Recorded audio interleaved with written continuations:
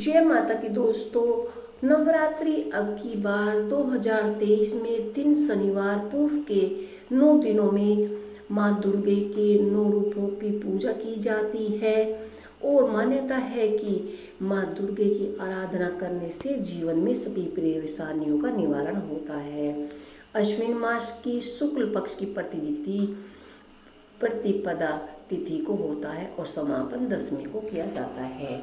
तो ये हमारी नवरात्रि की सरल पूजा है। तो सर्वप्रथम एक चौकी लगा लेंगे, चौकी पर लाल रंग का कपड़ा बिछा लेंगे और उस पर हमें कलश स्थापना करनी है, क्योंकि नवरात्रि के व्रत में नवरात्रों में कलश स्थापना का अधिक महत्व माना गया है।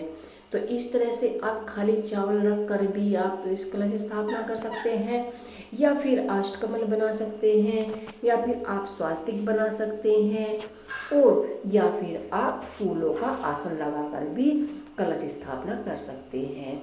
जब आप माता रानी की फोटो स्थापित करते हैं तो उन पर भी कलश स्थापना करें और गणेश जी के लिए भी आसन लगाएं और फिर हाथ जोड़कर पूरे सच्चे मन से आप प्रार्थना करें कि हे नौ देव दुर्गा, आप हमारे घर पधारे और हमारे जो हमने चौकी लगाई है उस पर आसन ग्रहण करें और 9 दिन तक जो हम पूजा अर्चना करें उसका फल हमें अवश्य दे।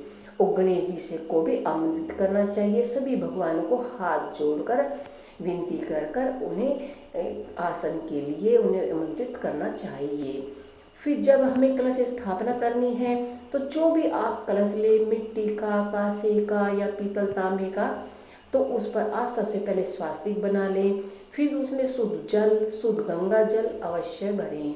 फिर उसमें आप सुपारी, हल्दी की गांठ, लौंग का जोड़ा, इलायची, एक सिक्का कलश में डाल दें, क्योंकि 9 दिन तक ये हमारा जल कलश में स्थापित रहता है और जब हम इसे घर में छिड़काव करते हैं तो यह जल हमारे घर में शुद्धता लाता है। तो ये हमने 5 पल्लव ले लिए हैं, इन पे आप हल्दी, कुमकुम, चंदन का टीका लगाना ना भूलें। ये श्राद्धीय नवरात्रि होते हैं तो आप इनमें जवारे भी अवश्य उगाएं। और जवारे उगाने की वीडियो मैंने पहले से ही अपने चैनल पे दे दी है, आप इसे मेरे चैनल पर देख सकते हैं। कभी कभी ऐसा होता है कि नवरात्रों में हम जवारे बोते हैं, वो सही तरीके से नहीं बो पाते तो इसलिए वे नहीं उगते। तो आप मेरी जवारों की वीडियो अवश्य मेरे चैनल पर देख सकते हैं, पिंकी सहरावत पर। तो ये जो है हमने यहाँ पर कलश स्थापना कर दी है। सबसे इसमें आपको ध्यान देने वाली बात ये है कि हम कोई भी पूजा करें, हमें नियम और शास्त्रों के अनुसार हमें पूजा का ज्ञान होना अवश्य ही होना चाहिए। तो आपको नारियल, या तो आप नारियल का मुख ऊपर रखें, या जैसे मैंने स्थापित किया है अपनी तरफ, जब हम पूजा करते हैं तो नारियल का मुख हमारी तरफ होना चाहिए।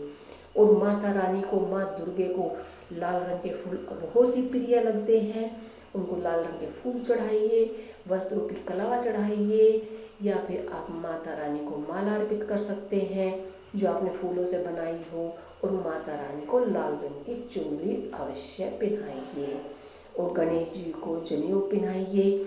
और ये हमारी सरल और साधारण पूजा है, तो इसमें हम साधारण तरीके से ये आपको बताएंगे।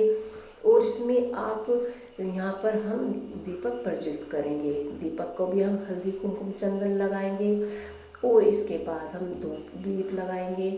और जो भी आपने प्रसाद में हलवा पूरी या पंचमेवा, जो भी फल आपके पास है, या आपके पास पताशे हैं, जो भी फल फ्रूट आपके पास है वे आप पूजा में माता को भोग लगा कर रख दीजिए और बाद में सभी को बांट दिए। और जो भी आपके पास नवरात्रों की किताब है या पुस्तक है, आप उसमें से दुर्गा चालीसा पढ़ सकते हैं, या आप नवरात्रों की पूरी कहानी पढ़ सकते हैं, या आपके पास जो दुर्गा सप्तशती के अध्याय होते हैं 13, उनको भी पढ़ सकते हैं। और माता रानी को 16 श्रृंगार चढ़ाना ना भूलें।